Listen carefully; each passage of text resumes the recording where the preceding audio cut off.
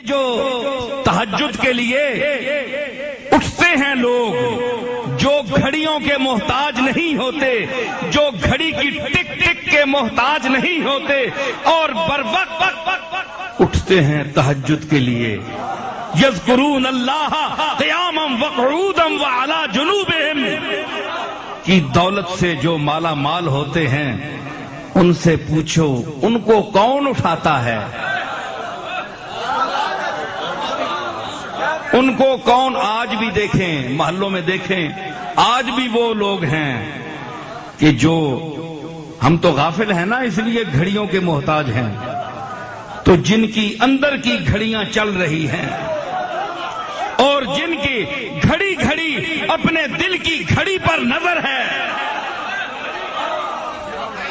گھڑی گھڑی اپنے دل کی گھڑی پر نظر کرتے ہیں اور یہ سمجھتے ہیں کہ الہی وہ گھڑی کہیں ضائع نہ ہو جائے،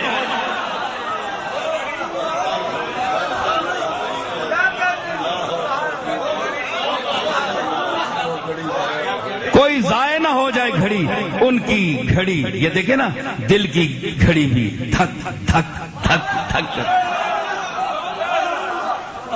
کلمہم بالبصر، لمحہ کیا ہے؟ لمحہ یہ ہوتا ہے آنکھ کا جھپکنا، آنکھ کے جھپکنے کی مقدار اور گھڑی کی ٹک ٹک اور سیکنڈ کی مقدار ایک ہوتی ہے۔ یہ کلمہم بالبصر جو قرآن نے استعمال کیا ہے، اس سے لمحہ پیدا ہوا، ایک لمحہ، یعنی آنکھ کی جھپک، آنکھ کی جھپک، اس لمحے سے یہ لمحہ ہم تعبیر کرتے ہیں جن کی جمع لمحات ہے،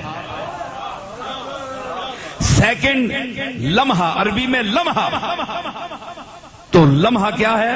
اس کی رفتار اور دل کی رفتار، جب بیمار ہو تو گھڑی اور دل کو ڈاکٹر دیکھتا ہے کہ نہیں؟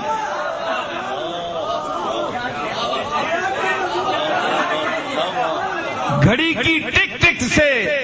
دل کی رفتار کی دھک دھک کو ملاتے ہیں کہ نہیں؟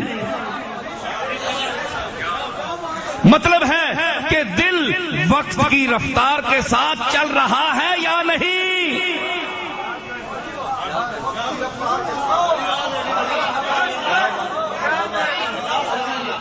اور